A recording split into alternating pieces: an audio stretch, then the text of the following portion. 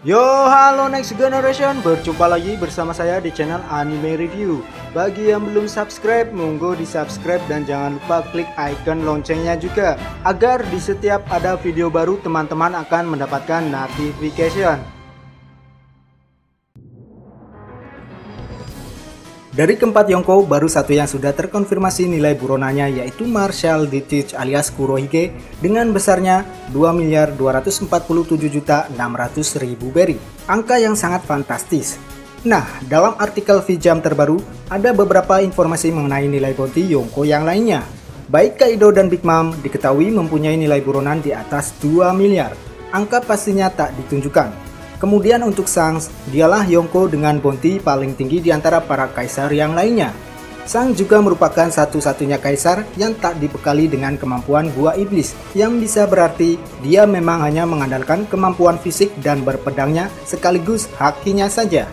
Kemudian disebutkan juga bahwa Shanks mampu untuk meladeni atau melawan admiral dengan mudah. Dilanjutkan kembali, Shanks mempunyai semacam hubungan dengan Gorosei sehingga membuatnya dengan mudah bertemu dengan 5 kakek tua ini kapanpun dia mau. Well, mari kita review info-info yang sudah dijabarkan tadi. Mengenai nilai buronan, bagaimana tanggapan kalian semua? Apakah sudah wajar untuk karakter sekelas kaisar mempunyai nilai bounty di atas 2 miliar? Ya, nilai buronan tak melulu berbicara spesifik ke arah seberapa besarnya kekuatan tiap individu.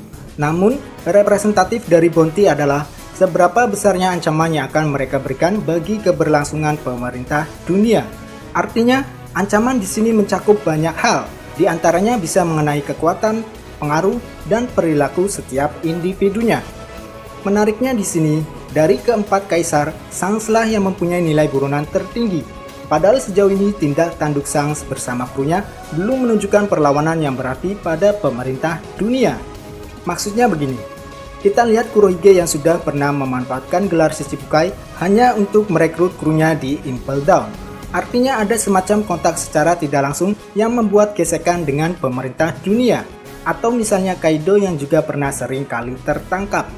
Nah, sekarang apa yang mendasari pemerintah dunia menetapkan bounty Shanks paling tinggi daripada Yonko yang lainnya? Mantan anggota Goldie Roger. Sudah bukan rahasia umum lagi jika Goldie Roger merupakan salah satu karakter One Piece yang mempunyai pengaruh besar dalam keberlangsungan cerita utama series ini.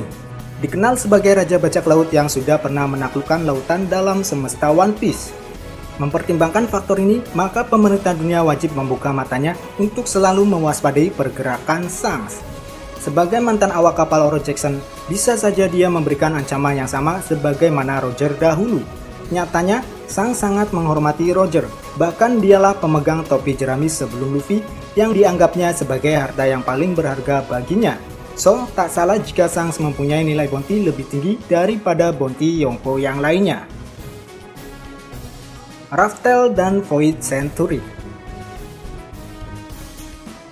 Ketakutan terbesar pemerintah dunia adalah ketika sekelompok orang ataupun individu mengetahui kebenaran masa kelam pada abad kekosongan.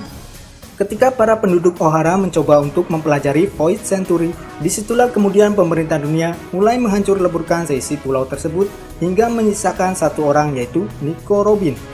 Nah, pada chapter 507, Rayleigh pernah mengatakan bahwa kami mengetahui semua sejarahnya. Kata kami di sini pastinya merujuk lebih dari satu orang. Jadi saya yakin bahwa Shanks adalah salah satu orang yang termasuk pernah mencapai Raftel dan mengetahui sejarah abad kekosongan. Hal ini juga sekaligus ada korelasi dengan kenapa Shanks mempunyai hubungan dengan Gorosei, yang membuatnya bisa saja menemui mereka kapanpun dia mau. Bayangkan saja jika isu tentang Void Century sampai mengemuka dan diketahui oleh khalayak, maka eksistensi pemerintah dunia dalam bahaya. Nah, itulah yang kemudian Gorosei menganggap ancaman yang diberikan oleh Shanks akan lebih tinggi dibandingkan dengan Yonko lainnya. Karena itulah kehadiran Shanks di Marijoa diterima meskipun mereka sedang disibukkan oleh Reverie. Sekali lagi, ancaman di sini bukan hanya dinilai dari kekuatan ataupun seberapa besar armada yang dimiliki oleh sekelompok organisasi, namun juga tentang perilaku dan tindak tanduk seseorang. Nah, pertanyaannya di sini, jika Shanks mengetahui abad kekosongan, kenapa dia tak segera mengungkapkannya saja pada dunia? Well, mari kita buka kembali chapter 507. Di sana Rayleigh menganggap bahwa mereka terlalu terburu-buru. Kemudian dilanjutkan ketika dia menawarkan kepada Robin untuk menceritakan sejarah tersebut. Namun begitu, Rayleigh beranggapan meskipun Robin mengetahuinya, dia tidak akan bisa melakukan apa-apa. Rayleigh menyarankan agar Robin bersama SAP melanjutkan perjalanannya. Nah, dari perbincangan itu, saya menyimpulkan bahwa sejarah tersebut akan mempunyai arti dan persepsi yang berbeda-beda dari setiap orang yang akan mengetahuinya, termasuk bagi para kru Roger. Ya, sampai sini masih ada korelasi antara Void Century dan ancaman yang dimiliki oleh Shanks.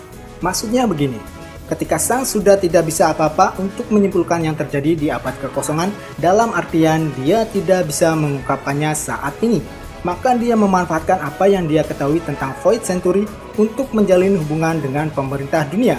Lalu terbentuklah hubungan di antara Shanks dan Gorosei. Nah, untuk masalah kekuatan Shanks, saya kira teman-teman sudah pernah menduga-duga, karena sejatinya isu ini sudah mengemuka jauh-jauh hari di mana Shanks bukanlah seorang DF user.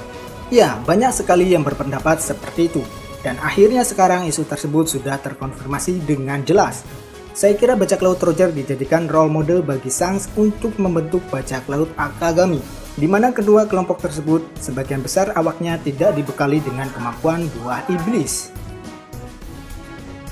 Ya, itulah pembahasan singkat mengenai Shanks. Jika ada kesalahan mohon dikoreksi, dan apabila teman-teman ingin menambahkannya, silakan tuangkan opininya di kolom komentar. Cheers!